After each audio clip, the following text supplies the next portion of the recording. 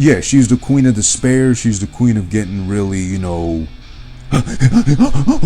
hyperventilating. Yeah, actually, you know what? I just did that right now, and my diaphragm, I felt it a little bit. So yeah, she's probably doing too much of that shit to really get into her fucking head for the role. So she tore her shit while filming this shit too. So she really fucking put her all into it. But then he did say in an article I read that she did do that, but she did that to herself by overacting. Or getting too much into her head, aka method acting, as they frown upon now, because, De Niro was an asshole for being a method actor like that, or who else was like that too, I forget. I forget who the actor was they said was really being a dick for acting like that, for being a method actor, but whatever. I guess she was doing too much of it, and he said she did that to herself. I told her not to take it that seriously, but, give me a great fucking performance regardless, right? Mother came out back in 2017 around this time of September, again starring the beautiful chef's kiss to her. Had a crush on her for the longest time. Still do, even though she stepped away from Hollywood now for, the last 2, 3, maybe even more years than that. She's had a baby since, so she's broken my heart. Got married too, I believe, if not one of those really long engaged phases for certain celebrities and or couples. I think she got engaged and or married. I haven't checked. I don't want to break my heart any further. She got pregnant, had a baby. God bless them for doing so. I don't wish them any wrong on that, but she broke my heart enough by having a baby with another man before she met me. But I think she's either engaged or married to somebody, so good on them. And I think he's a gallery artist, so probably one of those types that draw squiggly lines on big ass canvases and sell them off for millions of dollars. So in that case, I don't blame her for marrying him, so that's an easy bag for both of them. And you know what? Honestly, I'll put it out there. If I can find one of those before I get engaged, or I put a ring on that, what I got, living with me at home now, my girlfriend, sign me up. I want to find me a gallery artist that can pay my way back into college, even though I'm damn near 40. I shouldn't even be thinking about college at this point. Maybe a better job or something like that. I don't know. But besides that, again, getting back to the point at hand. Mother is from 2017. It's starring Jennifer Lawrence. It's directed by Darren Aronofsky. I'm going to be saying it that way throughout the whole episode because I don't want to butcher it on purpose, just because it's one of those names that's easy to kind of fuck up, and not intentionally. It's just one of those come on, give us a fucking like Google does with certain words where you punch in how to pronounce whatever, and it does that for you. Even though last names, it's subjective, because last names are up for grabs as far as pronounce it however you want. If you get offended, that's on you. But unless it's a word already in the Oxford Dictionary and it's been established on how to pronounce it, different story. Correct me on that. But your last name, who gives a shit really? That's your family, loom, and name, whatever. It doesn't matter to me. It's of no concern to me directly. But Mother, very interesting, very odd, peculiar film that kind of stood out because I'd say because of the font. First off, Mother, the very nice-ish kind of script, but with the exclamation point at the end, which you don't see in films. I don't think I've seen that ever before, unless, what was that puppet movie by the creators of South Park, Team America, something Force, whatever? I think that had an exclamation mark in the title. But besides that, I don't remember any other. Oh no, there was a comedy, I think from the 80s that had one in its title. I don't remember, to be honest, but I think it's one of the very few. If you look that up or Google it, I might do it later on, but not right now. It's not that big a deal. One of those artsy films. I definitely got that from the trailer. But also, I only heard one other person ever talk about this film, Mother, from when it came out till now, 5 years later since it's been released. And they only described it as weird. And they wouldn't get into any more of it beyond that. But what explained a lot as far as them not getting more in-depth about the film was that I found out later they were a devout Christian. And this is rated R for violence, bloody, graphic violence, a lot of shit going on that's 17 and under, don't bother. And or if you're Christian or one of those super religious types, why would you even subject yourself to watching this? When I asked then, in that case, when I found out oh, you're Christian, you're newborn, brand new Christian, whatever they call it, why would you ever watch something like this then? and it was like, oh, it was on Hulu, as it was for me too. It's been on my fucking Q watch later list forever. They just watched it, and the title like alluded to them, and like, oh, I always like Jennifer Lawrence, so I figured I'd watch it. But half the time in most of her movies, you know, besides her, again, Chef's Kiss to Jennifer Lawrence, a fucking cutie, she's always been in roles that require her to be like in some sort of despair or screaming at agony, which she does really well. I think she does. I'm not going to say she's one of the greatest actresses or actors that happens to be female ever, but she's always played that despair, in agony, pain, suffering forever kind of roles, like, beautifully. Like, I think no one else better than her. And maybe, as they alluded to while they were making this film, it kind of explains maybe why she had to step away from shit. Even though I think a bigger reason of her stepping away from Hollywood, period, was probably when her, like, nude pictures leaked, which was, no, sorry, I'm a male. What do you want me to do about it? No shame in that. It was like I struck gold when her fucking nude pics leaked on the internet. But she was, very hurt by that, Betty had said. And I guess that took a really heavy toll on her, so that's why she had to step away.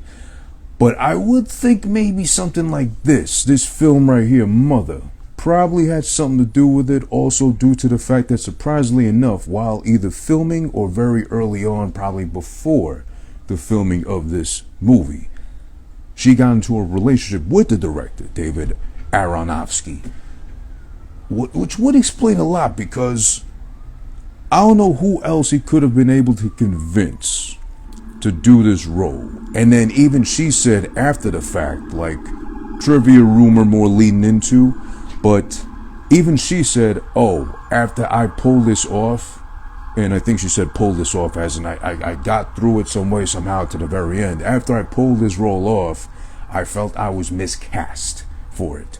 Her admitting her own faults as far as her own shortcomings as she felt her performance was in this film. Which we'll get to later on. As far as her overall performance, as we just said right now, she's great at agony, despair, desperate times, kind of like woman in despair, call up fucking, it's like the mayor picking up the hotline to call Batman or throw the bat signal up. You do the same thing in Hollywood when you need someone in despair, that's a woman. Call up Jennifer Lawrence, she does it better than anybody could. Mother. Alright, so the synopsis, right? I don't know how to explain it, honestly. Synopsis, or in a nutshell, what the movie's about, or like kind of like the 1-2 minute version of it. How do I even explain? Because first off, I don't know how to categorize this film to begin with. I'd feel wrong if I told you it's a suspense thriller. I'd feel incorrect if I told you it was a horror film. I'd feel confused if I had to be like, well, it is scary, it is graphic, it is all over the place. There are horror, scary, thriller elements. It's like a potpourri of a little bit of everything. It does deserve its R rating. Absolutely. I really don't know how to categorize this, to be honest. I'd say suspense thriller / artsy, just because of the name recognition of the director and the lead role, most importantly, Jennifer Lawrence, because she was still hot at that moment, 2017. Hot in physical presence, is also hot commodity in Hollywood. That's why I made it out there to like the main, the mainstream theaters, all that too, and it's been on Hulu forever. Well, it was on Hulu, then Hulu took it away, and now I had to go get down on YouTube to even watch it, or rent it, I mean to say. It's really hard to kind of put this in a nutshell, or like put it in a box, check off any sort of boxes, better get set, because at the base of it all, it seems like it's really just a modern day, not even a modern day retelling, because it's really not. It's like a super sped up version of like the whole Bible and the history of Earth and its humanity in a day, or in a couple of days, let's say, because that's how long time is portrayed in the whole film itself. Like maybe a matter of days at most. Give or take 3 days, let's say. But that's about the best way I can describe the film. It's like the Bible plus the history of humanity on top of that, the end of the world, and it just starts all over again. So I can't really put my finger on it as far as spoilers. Beware, because if you read the Bible and if you believe in the Bible, you know, we're not here to judge. If you do, you don't, whatever you believe in, whatever your faith, you're all welcome to fucking be a part of it. Jump in, weigh in on the discussion, whatever, you know, we're not going to discriminate here. First off, it starts off with a woman on fire, which maybe that's like shout outs to Jennifer Lawrence doing her thing with the Hunger Games. What was there? The first one, I forget the name of the second one. There was, I think, Mockingjay, and then I forget the name of the fourth one. I really loved the first one. That made me a fan of hers. The second Hunger Games was really good, even better somehow. I was waiting patiently for 3 and 4, which they split up into 2 parts because it would have been one altogether, but it was too long. And both of them were too long as is. I don't know, the kind of magic just kind of like melted away with 3 and 4. It wasn't bad, but they weren't like so epic, like, you know, I guess they got what they got in the end. They wanted what they wanted, but like, she lives to the end, you know, the spoilers for the Hunger Games, I guess. She lives emotionally scarred, still remembering the horrors of the past of having to live through the Hunger Games, but like still instilling new hope into her newborn child. I guess there's that. But maybe that's a shout out, or throwing it back to the Hunger Games. There's a woman on fire. She's like melting away to ashes. And this dude goes back into her chest cavity and digs out her heart. It's like a crystal heart. And he puts it back into the ground, and then the house they're living in it comes back to life. Jennifer Lawrence wakes up from the bed in the master bedroom. Oh, God. Listen, the first 5 minutes of this film, I guess, for me at least, were worth it enough, just because you get to see Jennifer Lawrence walking around like a very see-through nightgown, even though you get to see no nip or no ass crack, which, you know, sad for me, but, again, I put up with the rest of the film patiently like a good boy, because those 5 minutes alone of her getting out of bed, walking down the stairs, in and out the house, like the light hitting through her gown, and you see her fucking great fucking body, you know, that's plenty enough for me. She's so cute as fuck. But she's there with her husband, presumably, I guess they're consensually together, in a big ass house in the middle of nowhere. It's a big, beautiful, like Victorian style house. They got a random knock on the door. It's like a bald guy. It made me think too, if you live in the middle of nowhere in a big ass house all alone, like one of those like rural areas where like houses are like spread apart by a mile or so, you get a random knock at night. Of course, I'd be a little worried. I'd be going for the shotgun or whatever I got nearby to like smack somebody in the head. God forbid they try to rob me or, you know, take whatever from the house. It's a guy, a random stranger who happens to be a doctor, who's heard of the man. In the movie, by the way, too, Jennifer Lawrence is referred to only as mother, and the husband's only referred to as him. So thank God this movie was made for me, someone with a very, very poor memory. I can't remember names for shit, let alone in real life. Forget about fucking movies. It's just mother, him, and them. So nobody's genderized, unless obviously mother would be a mother or a birthing person that happens to be female, in this case Jennifer Lawrence. And then everybody else just gets labeled him, them, it, you know, criminal, whatever. We'll get all into that later on. But the guy goes into the house. He's a stranger. He thinks it's a bed and breakfast. It's not. But then him, the husband, is so taken by the stranger, he lets him in to stay with them too for the night and all that. This guy's very rude, because he just takes it upon himself to be like one of those kind of house guests you can never get rid of, unless you like literally got to say, oh, I got to leave my house now because I got to go run errands, or I got to go, I don't know, take a shit down the block because somehow, some way I got to get you out this fucking house. So can you leave, please? This guy's already making himself at home. He's fucking drinking out of his flask, offering her some from the flask, coughing. The worst thing I think you do now, ever since the pandemic too, is like just cough in public. You gotta get the evil eye, the stink eye, or without anybody having to tell you anything, just by looks alone, like you get the hint. Just, I gotta leave now, or I gotta like turn my back to not see all these eyes glaring at me for coughing in public. He's coughing. He gets drunk. He's fucking hungover from his own little flask and shit. He shared a little bit, but not enough for him to not get drunk himself. He does that. One of those kind of house guests. I've had that before because of my mother. And because I was young and because I wasn't quote unquote paying the rent according to her, I couldn't kick them out, but they were being fucking dicks. And my mother was a pushover when I was younger, so she didn't have the heart or the balls to do it. Just like this guy in this film, this stranger, this doctor, I guess he gets a pass because he's a doctor. He's walking through the kitchen like he owns the place, tank top on with a fucking cig in his mouth. This always bothered me about smokers. I'm not here to judge smokers. I don't understand why you smoke to begin with, to be honest. Anybody out there? Shout outs to you, but shout outs to your lungs, which I know you've forgotten long about because you're still smoking, asshole, and you're doing it to yourself only. So this ain't a PSA to fucking tell you stop smoking or die, but I am saying think about your fucking body next time you puff a fucking lit cig.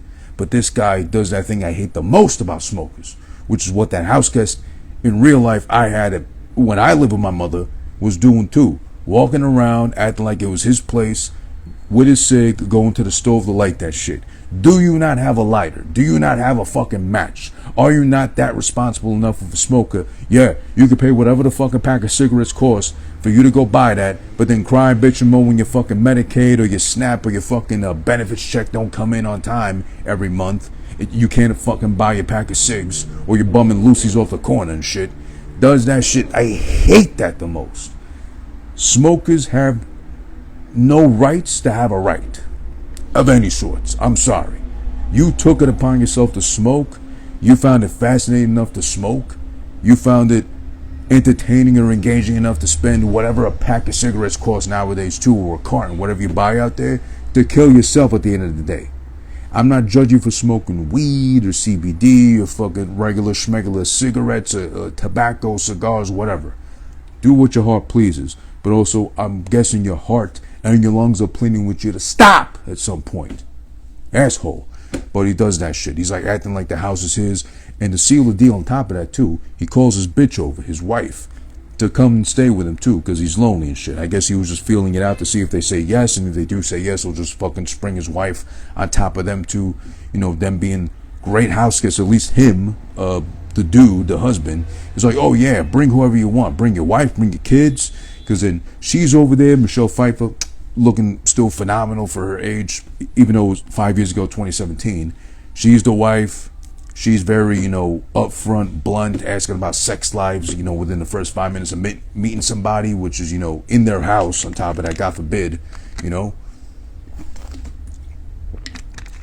So with them, the husband and the wife that come over to visit, it's alluding to them two being Adam and Eve in the Garden of Eden, with him being presumably the husband, God, and you got Jennifer Lawrence as the mother being, I guess, Mother Nature, because of course, according to the Bible, you got Eve that came from Adam's one rib that he kind of spared to her, being a good, as they say, husband, boyfriend, better half, whatever. So next time a woman complains, just remind her, Eve came from where? Exactly. Some dirt, a rib, spit, put them all together, boom. Your fucking great grandmother was born. Eve, you're welcome, bitch. Stop complaining and eat your fucking plate and finish your food or something. Because I'm the one that cooks at home, so thank God she fucking eats, this girlfriend of mine. She's fucking thin as a rail, but she eats when I fucking slam the plate down the table. So you can fucking eat, goddammit. But I'm kidding, of course. With them comes their two sons, oddly enough. Now again, we're establishing he's Adam, he's Eve. Their two sons come in, they're Cain and Abel. Only because they both come storming in. Alright, the first one comes in, they're fighting about the dying dad's will. Then the other one comes in saying, I'm the forgotten stepson, I'm the redhead of the fucking family, you fucking hate me, you wrote me out the will, it's not all about the money, but I'm saying I should be in the will, da-da-da, whatever. Fast forward, they're in the fucking living room of all things in someone else's house, fighting each other, and Cain, well, they don't have names, just brother and brother. Cain kills Abel, presumably. So he's dead. Well, no, he's dying, because then him, or God, takes the dying one or we think he's dying at least, with the dad and the mom to the hospital to see that they get better. She's left all alone in the house. The other brother that's a killer comes back to check on her and be like, you understood, right? You understood why I had to do that, right? They was harassing me and shit, right? And you know what?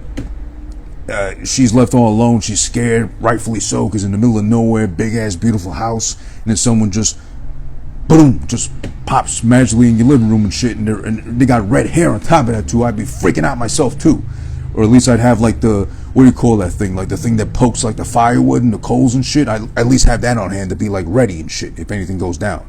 If you got a big ass house like that in the middle of nowhere, I'm pretty sure it's in a fucking state that lets you fucking carry and own. So time to strap up, you know, get a shotgun or at least like, I don't know, a revolver or whatever you got. I don't know guns like that, so I wish I knew in some point in time soon enough. You can't really have a gun in New York. It's really hard to get a permit. I found out. I tried at least. Believe me. But, you know, whatever. He's got the heart he put back into the ground that, like, brought the house and everything around it back to life, presumably. But I guess he had another one on display somehow that was like his coveted prize.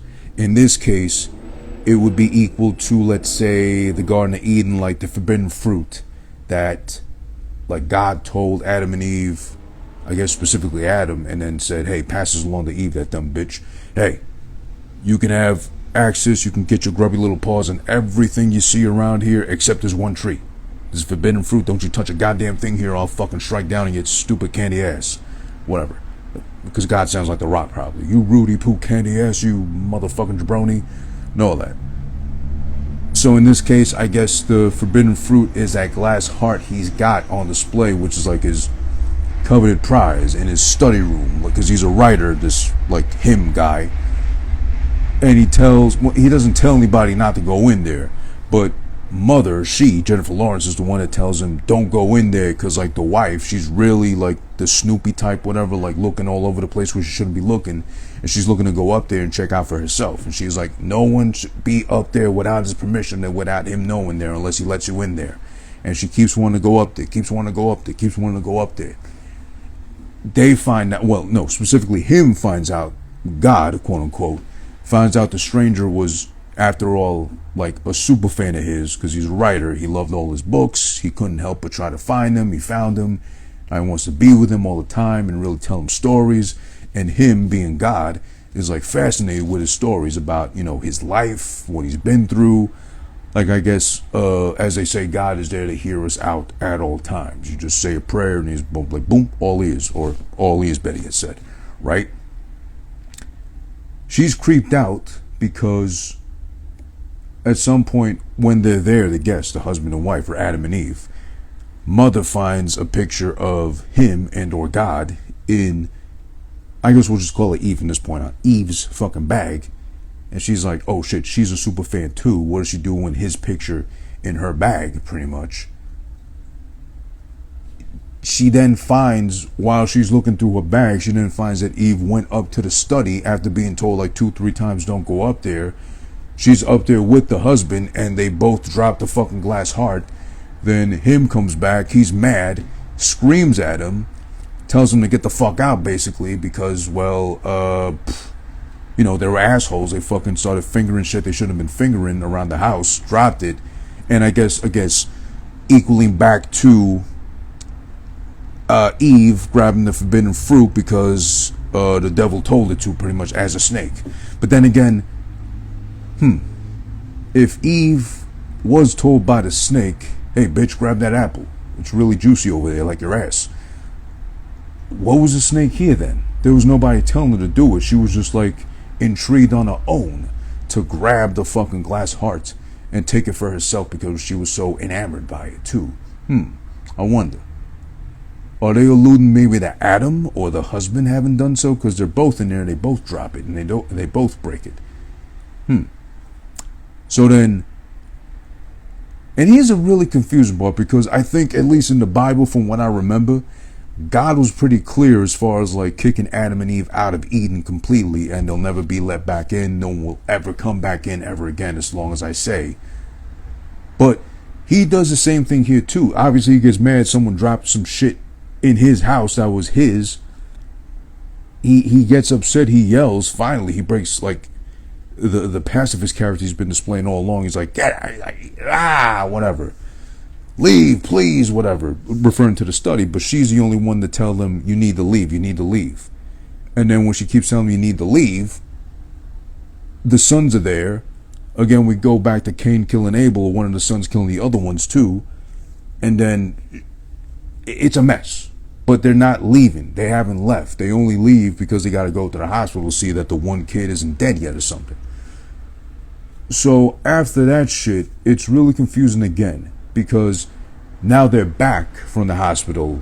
Him, the husband, the wife, and the one son, because they're grieving the loss of the other son. But then they brought more people with them because family and friends, they had nowhere else to go either. So just bring them all along. We got a big enough house, why not? So bringing everybody possible, housing everybody, accommodating him as best as they can without considering her whatsoever. But then everybody's making a mess of the house and dropping shit, or, bumping their way through the fucking house. And then because some people keep sitting on one of the sinks, it's loose, the sink breaks off the wall and starts flooding the house. So then that's alluding to the great flood when, God told Noah to gather up 2 of all the animals and basically said, okay, set sail that away, because back this way I'm going to flood this bitch and everybody's going to die all at once, pretty much, right? That's how the great flood worked, to cleanse the earth and shit. Basically just to drive them all out of the house. And then she's all upset at him because he can't help but listen to all their stories, because he's a writer, but he can't get inspired enough to fucking, like, do anything. And she's mad mostly, turns out, because she says, you won't even fuck me in this big ass house that we got, and it's all us, all alone, middle of nowhere.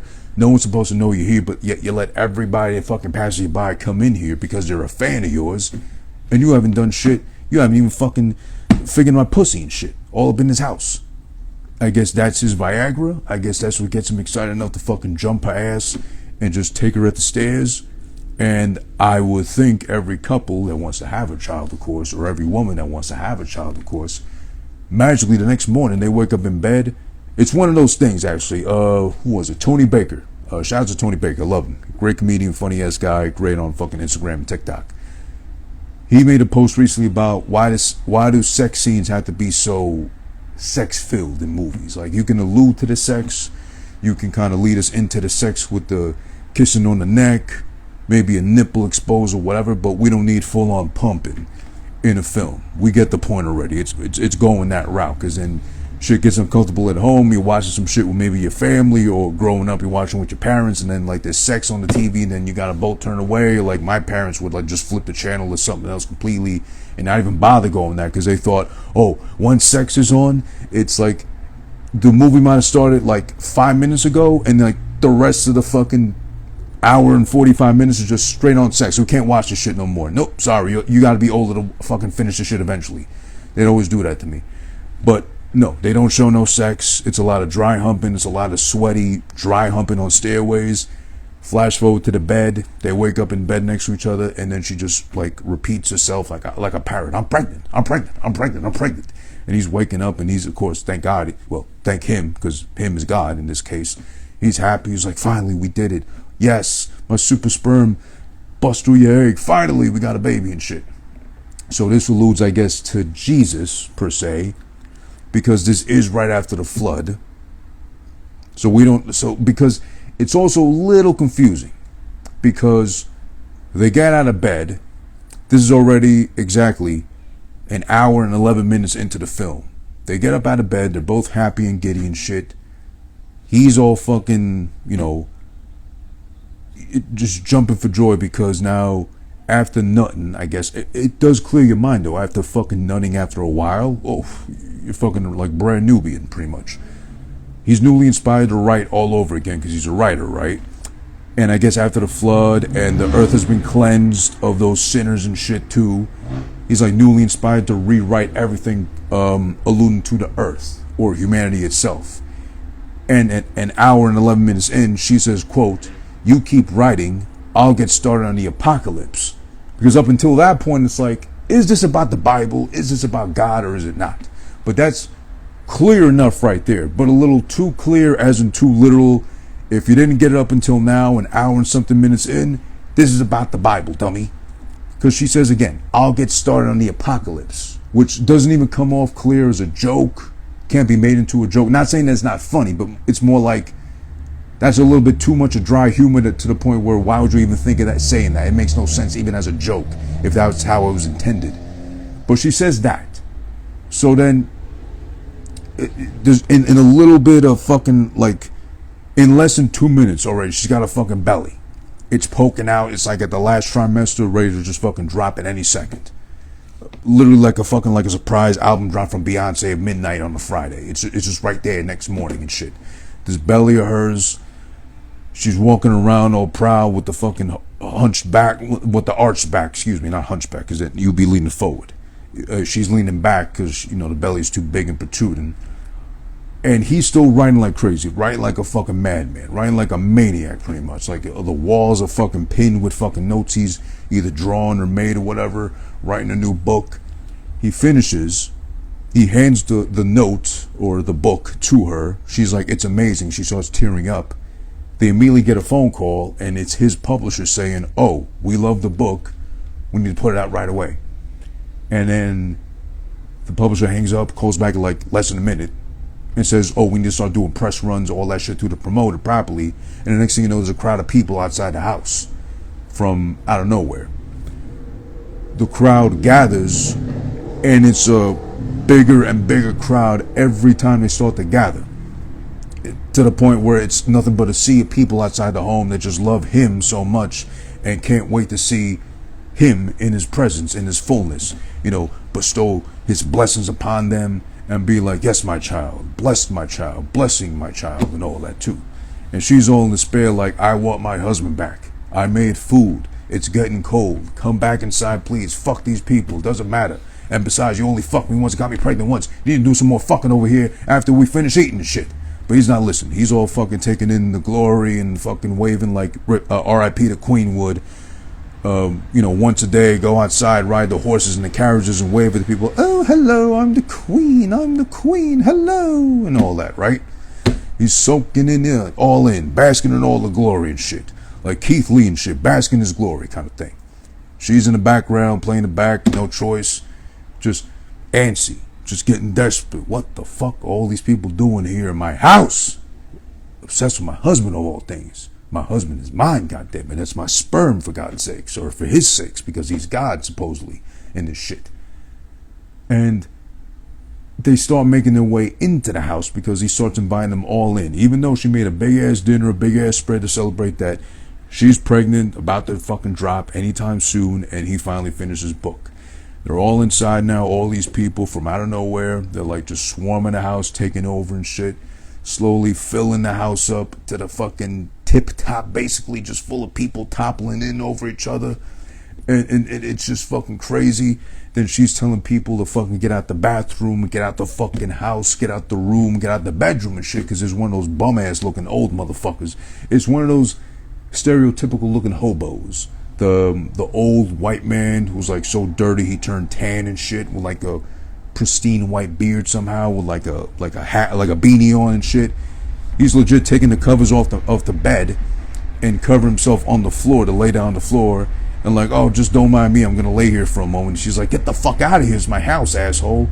And he says, quote, your house. The poet, or him, or God, said this is all our house, because he just starts telling everybody that's coming through, you know, come in, eat, sit, take a load off, this is your house, mi casa su casa kind of shit too. And everybody's literally taking advantage of that shit. And she's getting all desperate to the point where they get so comfy and cozy, they start abusing their fucking rights and start literally tearing the house apart, wrecking shit, throwing shit around, the whole place screwed up. It's a fucking mess. It starts getting real violent and shit. It starts getting real fucking whatever. And this supposedly alluded to the time. I can't really pinpoint because it's been a long ass time since I've read the Bible. My mom made me read it because I think she was kind of testing the waters with Jehovah's Witness shit when I was younger, like about, I want to say 8 or 9, they would come over and I'd have to be forced for like 2 hours to fucking read out loud for them like I was an idiot, pretty much. But they gave me the picture book version of the Bible to read along with, so at least it had some cool drawings to like read the shit with. So I don't know the Bible like that when I used to have to read it back when. So I don't know if this is the time from after, I think after the Great Flood, was that God supposedly abandoned humanity or left it to its own will because he was like kind of fed up and shit. Until like basically, I guess Jesus was supposed to be born. And then, well, she's pregnant as we showed already. But the people start going crazy, antsy, violent, all that. In the middle of all this fucking chaos, they're going crazy, they're tearing the shit up. It turns from like looting and robbing to like stabbing, killing. Someone said in the thing I read, raping allegedly somewhere in the background, even though I legit didn't see it myself. I'm not going to deny if it was there or not, but I don't see it. I don't see any of that going on.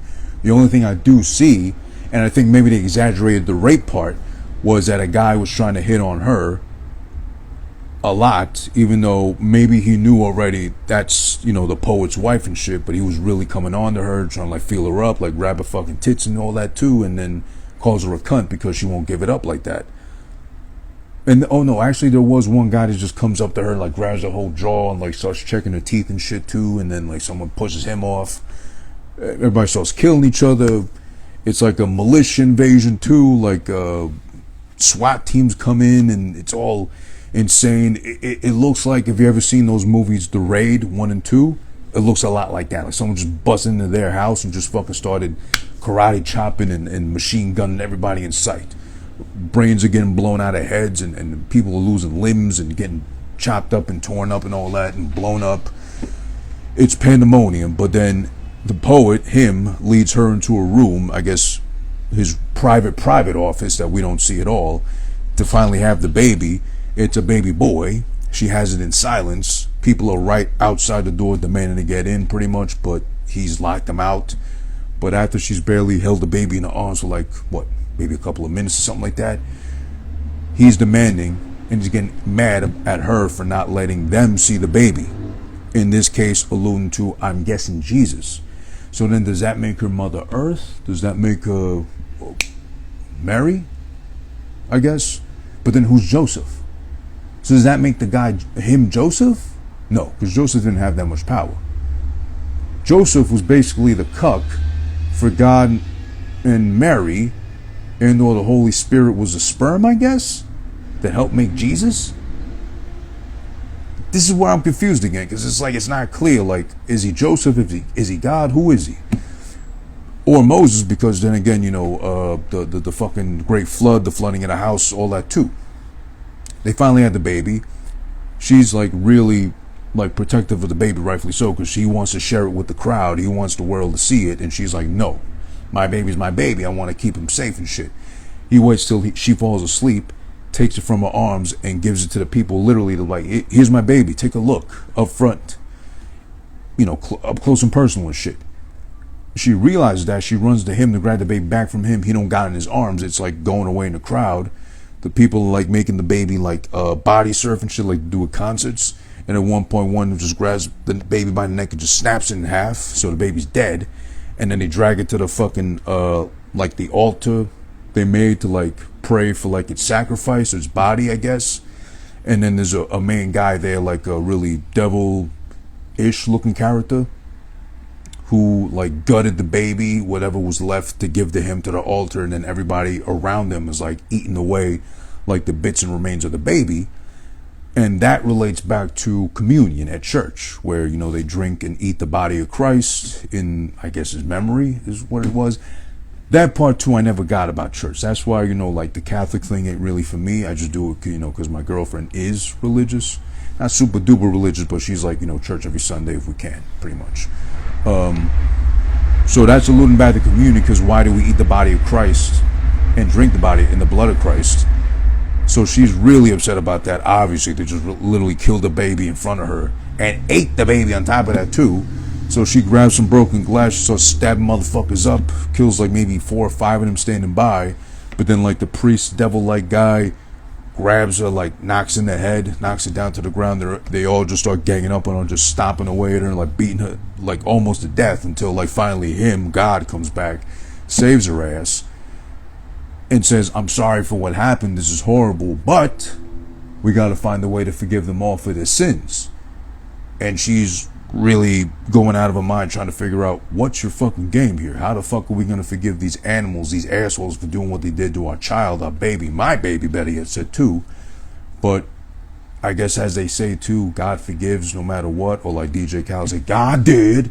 Or in this case, God did nothing, pretty much, because he just stood by there and only came in after the fact to, like, you know, calm her down and be like, you know, forgive them because they love me so much. We gotta forgive them. We gotta forgive them. That's all it is. So again, painting more to the picture of God, according to Darren Aronofsky, being the ultimate egomaniac, like Kanye times infinity, pretty much. Because, you know, according to him, like, he made the earth, he made the galaxy, etc., etc. He's still stuck on, you have to find a way to forgive them. We have to find a way to forgive them. You and me have to find a way to forgive them. So she runs right into the fucking, what used to be the baby's bedroom, which is now the crib on an altar with candles and like people just chanting, like speaking in tongues all around it too. She goes and grab a lighter. She runs down to the basement to fucking bust open like the furnace and shit and just sets the whole shit on fire, burning everyone there. Everyone's burning alive. She burns alive also, of course, too. He's burning up, but then again, he's, I guess, finally proven God. And he's like, I am I, as he's holding her burned up, dead body, dying body, because she's asking, well, what do we do now? What happened and shit too? And where are we going? And he says to her, to the beginning. And that all she has left for him to give in return is her love, because that's all he ever wanted. The love, the adoration of the people. That's why he always let them all in with open arms, even though at the end of the day, they were all fucking savages. They turned themselves into savages because he pretty much let them do as they chose. Gave them free will to do what they want. Right and wrong depends upon you, how you react to things, how you live your life, etc., etc. That whole approach, I guess, to the philosophy, right? So he lays her down. She knows she's dying pretty much. He digs his hands into her chest, rips out her heart. Whatever's left of the beaten, dying heart she's got, he peels away the skin and the layers, brings out the crystallized, like, heart-shaped thing. She, of course, dies immediately. He grabs it, puts it back on this little, like, mantle thing he had, like, as an ornament on display and shit. And then slowly you see the house coming back to life, everything around it coming back to life, too. It's, like, back to normal and shit. Cut back to the fucking bedroom when we all started. Well, you know, the burning lady and then the fucking Jennifer Lawrence waking up. And now we see a woman in bed with her back to us, waking up. I'm like, yes, Jennifer Lawrence again in a nightgown to fucking end the movie. Yes, we deserve this shit up until this fucking end where I'm so confused as fuck about this movie. Yes, yes, yes. More Jennifer Lawrence and nightgown action. And then it's not Jennifer Lawrence. She turns around, it's like, honey? And another pretty girl, too. Chef's kiss to her. I don't know who the fuck she was, but very pretty girl, just completely different, like, features, because she's, like, brunette, fairer skinned, I guess you could say, and just pretty too, but in a different way. But it's not Jennifer Lawrence and more nightgown action. Damn it! Or God damn it, or him damn it. But whatever. It is what it is, though. Actually, fun fact here too, again, as I'll get into a little bit of trivia before I give it the final score. So, while making this shit, they actually got into a relationship. Jennifer Lawrence, at that time 27, and Darren Aronofsky, the director, 49, almost 50. Let's round it up to 50 pretty much. So a huge age gap, to be exact, what is it? 23 years of age between them both. But they got into a relationship.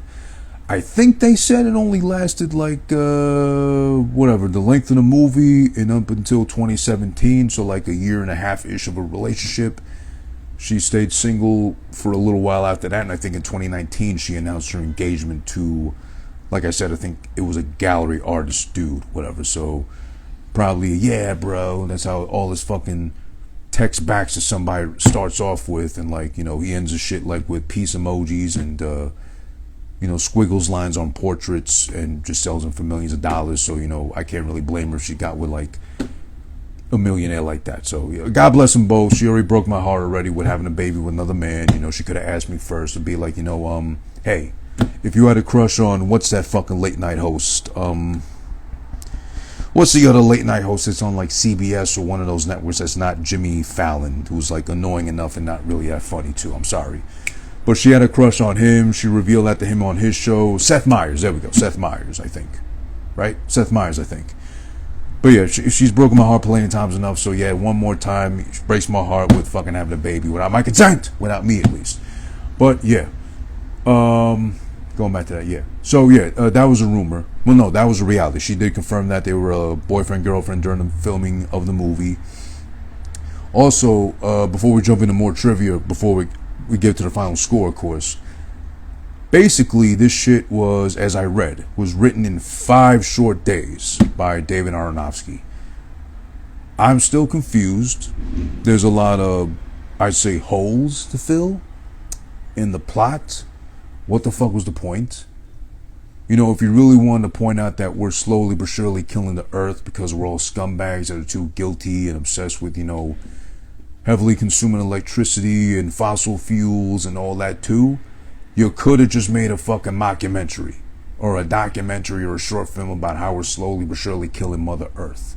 Instead of making us sit through 2 hours of this shit, which is still confusing to me at the end of the day.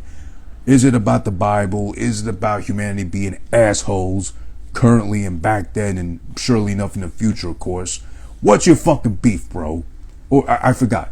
Environmentalist, he's probably a vegan too, so absolutely no beef. So what's your impossible meat, bro, Darren Aronofsky? What's the point here? I mean, do you hate God because you're an atheist? We get that. Do you hate us because we're all fat, guilty, corporate pigs shilling ourselves for fucking natural resources and killing the earth, therefore, of its natural ones? Environmental ass motherfucker. He was probably one of those first in line for Burger King when they dropped the Impossible Whopper, the fake meat Whopper, which tastes terrible, by the way. Looks, smells, and even tastes like a fucking Whopper. But then you eat it, and it's like, I'm chewing on clay. I'm chewing on, fake vegan clay that, they mold and cook and make this shit look like meat, which they miss so much. They're just too shy of saying that. I miss meat, but I'm going vegan because Mother Earth, peace, man, peace, bro, peace, sis, and all that. Why not just be honest? You miss fucking meat. You fry, you stir fry, you deep batter all this fucking tofu shit and plant pea protein, whatever. All in all, because you want something that'll lose the meat. You could just fucking eat the meat and say sorry to the cow in advance. Raise the cow yourself, and when you're about to fucking slapping on the head with the fucking, Diddy Kong, Kirby hammer and shit dead in the middle of its eyes, you could be like, sorry, babe. I loved you up until this point, but you're gonna taste so fucking good as I chew right through your ass. Or tenderloin, whatever. Whack it with a mallet, and then there you go. Fucking cow's ready to fucking flip over to the other side because it's been 2-3 minutes, and I like my fucking meat well done, goddammit. Sorry, vegans. She tore her diaphragm for over hyperventilating too much. Again, we've confirmed earlier, she's really great, that Jennifer Lawrence girl, at fucking breaking our hearts, getting pregnant with other men without our consent, goddammit. I kid, of course. God bless her, the child too as well, or him bless her, and the child, and whatever she's doing with herself with that, I think, husband now, lucky guy, by the way. Yeah, she's the queen of despair. She's the queen of getting really, hyperventilating. Yeah, actually, you know what? I just did that right now, and my diaphragm, I felt it a little bit. So yeah, she's probably doing too much of that shit to really get into a fucking head for the role. So she tore her shit while filming this shit too. So she really fucking put her all into it. But then he did say in an article I read that she did do that, but she did that to herself by overacting, or getting too much into her head, aka method acting, as they frown upon now, because De Niro was an asshole for being a method actor like that, or who else was like that too, I forget. I forget who the actor was they said was really being a dick for acting like that, for being a method actor, but whatever. I guess she was doing too much of it, and he said she did that to herself. I told her not to take it that seriously, but give me a great fucking performance regardless, right? Lawrence said she felt severely miscast upon watching back what she had done, and she wished she could have had a helping hand in picking someone else take her role in this movie. I don't know about that. She played the role pretty good, the best of her abilities, but there really wasn't too much to play with right there either, because it's kind of open-ended. First off, there's no real name for the character but Mother. So what's she really gonna do with the little she's been afforded? Like, there's no real research to do on Mother Earth. Oh, it's dying according to your boyfriend Aronofsky, who's a director, environmentalist, screaming at fucking clouds because they exist and they shouldn't be that gray. They should be white and pristine and blue amongst the clouds and sky. But she didn't really have a lot to play with there, and she did the best of her abilities. I mean, she tore her fucking diaphragm hyperventilating and screaming and yelling like she does basically through half the film. So you got to give her that credit. I don't know who else could have done it that well. Someone older, someone younger. I mean, after the film wrapped, Aronofsky and Lawrence dated for about a year, but she blamed his obsession with making the film for coming between them and their untimely breakup afterwards too. So listen, 23-year age gap. That's a biggie right there. Regardless of how pretty she is and how coveted you are as a director, that's a big fucking age gap to fill. I'm sorry. I'm not one to fucking age shame, because listen, me and my girlfriend happen to be like a year apart, so we kind of fall in line with each other's opinions, kind of overlapping. We kind of think alike in that shit. There's a lot of shit she really thinks her way only, and there's a lot of shit vice versa I think my way only. But we meet somewhere in the middle, and then more specifically, my dick, her pussy, and then, it's all said and done at the end of the day, and then we're able to kiss each other goodnight without feeling no guilt or remorse. But imagine if you got like a 20-year age gap with somebody. That's a whole different culture they came up with. Fuck whatever races you might come from, or you were born into cultures and shit too. That's 20 fucking years of life you spent apart from each other and growing separately from each other. So if it was like a 5-year gap, I'd get that. If it was like a 10-year gap in age, even still, I'd kind of get that, but that's still kind of like, oh, you like that kind of music? I remember the sample of that shit. But when there's a 20-year age gap, and again, I'm not shaming nobody out there that's done it or is doing it right now or thinks of doing it right now too, because, younger women, older men for sugar daddies, or, vice versa, older men, younger women, oh no way, I just said, younger men, older women, how are you fucking fall in line with? It's all on you, but also you got to keep in mind, that's going to be really hard to fucking keep up with the other person. Or specifically the older one keeping up with the younger one, because there's also, there's Viagra, there's fucking, whatever herbal essences shit you get from the fucking gas station to kind of keep your dick hard and up enough for the fucking younger pussy you got in your life. Or if you're the young man and you got the older woman, you got to deal with menopause if she's like just gotten over it. Or I don't know if women still get horny like that when menopause is gone. They stop bleeding like that every month. I don't really know about that. I don't know myself. I guess I'll find out, hopefully not soon enough, when she's done bleeding, my girlfriend, but that's another story for another day. But that's a whole fucking large gap of time, 23 years between them to really kind of get each other. They got Hollywood in common. He's a director, she's an actress, so it's kind of like, key going into the hole fits perfectly, right? Why not, right? But then maybe, I guess, the age difference, he's got a funny ass last name. She probably knowing her, she's like a little bit of a joker, and I like that about her. She's like really goofy, but fucking fine as fuck. Also, maybe she was making too much fun of his name, and he had enough of it too. And he's like, she's making jokes all the time, and he can't understand why she's like so jokey and shit. And like, do you really want to be in my next film or not? God damn it! And then he was so obsessed with this film, even though it took him 5 days to write it. I don't see how those could have been 5 days, day and night, maybe, which would have equated like 10 work days, in other words, where this made sense, this whole movie, to be honest. So I guess with that, we'll just jump into the fucking score, because I'm still kind of confused about this movie, to be honest. I think I get the point. At the end of the day, it kind of seems like you trusted a really angry environmentalist, vegan, atheist college student with a big ass budget, and trusted him, her, it, because on top of that too, they probably have a gender they side with or identify with on top of that, trusted them with too big of a fucking budget to make this, which is basically, I hate God, I hate the Bible, everybody sucks because everybody's too obsessed with filling up their gas tank to get from point A to point B and shit, and this is why you all suck and will eventually die, and God will start all over again if he really does exist, but we won't find out until we all burn the fucking ashes pretty much. So, aka, why even bother making this shit really? Who trusted him with this shit? And on top of that, I forget the name of the lead actor playing him, God, whatever, but he was pretty good. I liked him. Jennifer Lawrence, again, I liked her. I'm not going to say that blindly just because I've had a crush on her for the longest time, but also, genuinely, I think she's good throughout this whole thing. It's the movie that I have a problem with. Not because of his message. I don't care about how fucking God-hating he is. I don't care about fucking how much, anti-environmentalist hating he is, or how much he really hates humanity because of how much we're fucking, killing Mother Nature, Mother Earth, whatever. It's more of, could you have made this shit make more sense? You try to tell the story why the Bible makes no sense. Okay, I get that, maybe. You try to tell the story of why humanity at the end of the day is going to kill off the whole fucking planet. I get that, but I think we get enough of that already beaten to our heads with the news and,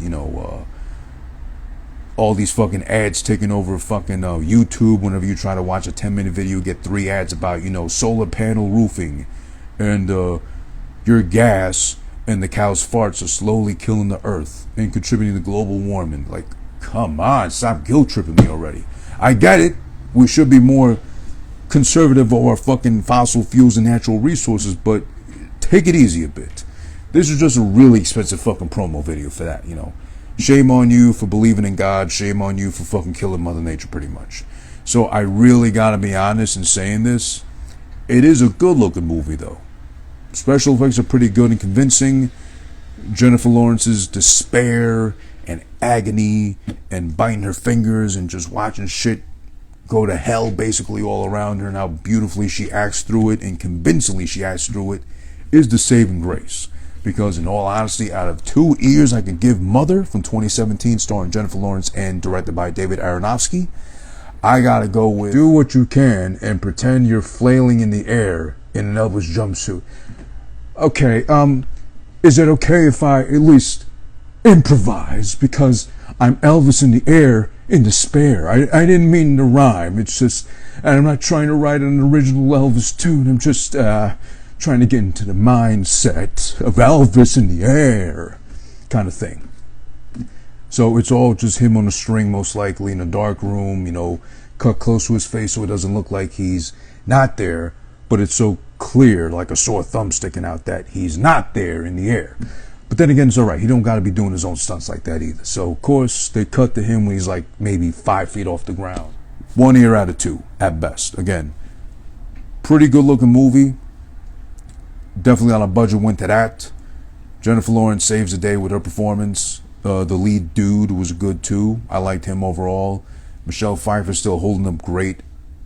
Chef's kiss to her in 2017, 5 years ago, so she still probably looks great as she did here, and did a good job too, being a really cunty like house guest. And the other guy too, I forget his name. I know he's a known actor. I honestly, I'm really bad with names sometimes, but the house guest was good too, really convincing him being an asshole and just overstaying his welcome and or portraying Adam and Eve, better get said. I just don't get the whole point of the movie. Like, really, if you hate God, if you hate us for killing Earth like that slowly but surely, write a fucking essay, bro. Just write a petition to the fucking government to have us slowly but surely executed if you feel that way. But otherwise, I'd maybe watch this again just to see if I missed something. But I'm pretty sure there's nothing worthwhile for me to go back to with this movie besides, you know what? Did it have potential? I don't know. But also, it's too long. 2 hours for this whole shit, too long. This could have been like 1 hour and 20, 1 hour 30 at most. Like, even that's pushing it. But honestly, the whole point of this shit, man, listen, there's Black Swan if you want to enjoy something from Aronofsky, Black Swan, Noah, and I'm sure there's a couple of others I'm missing, but like more artsy, out there shit, but at least like you get something out of it. This I felt kind of like, yeah, nah, I'm never gonna watch this again. Probably this is probably just gonna go forever in the already watched but never again queue. One time was plenty enough for me, and Jennifer Lawrence kind of saved it, but it makes it mid at most, thanks to Jennifer Lawrence. But that's about it, really.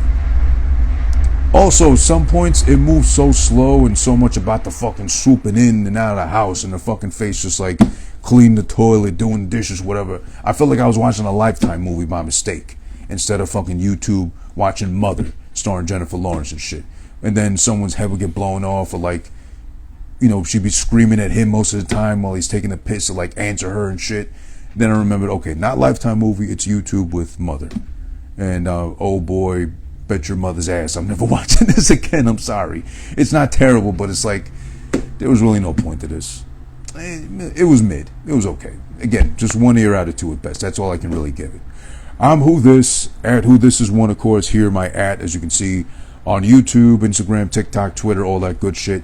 Who This Is One live episode of Who This Been Watching, of course, the 5th anniversary review of Mother from 2017, starring Jennifer Lawrence, J. Law, who broke my heart having a baby, and or probably getting married at this point too. Directed by Darren Aronofsky. They both dated while making this movie, so he really got the best of both worlds. He got, at that time, still one of the most coveted female actresses at the time, starring in his film, his very experimental, artsy-fartsy, I hate God, I hate the planet film, while being able to fuck her at the same time. And again, best of both worlds. Come on.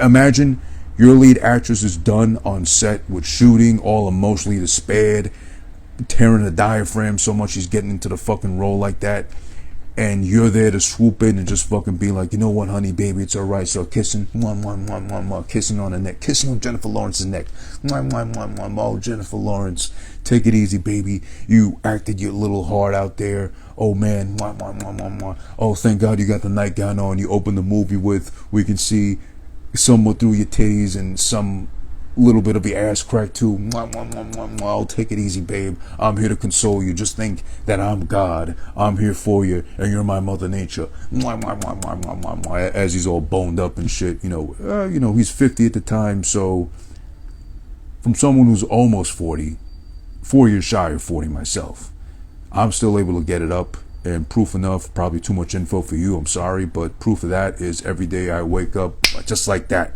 Big old fucking baby or morning wood poking out of my fucking boxes. Ask my girlfriend if you ain't sure, you don't believe me, goddammit.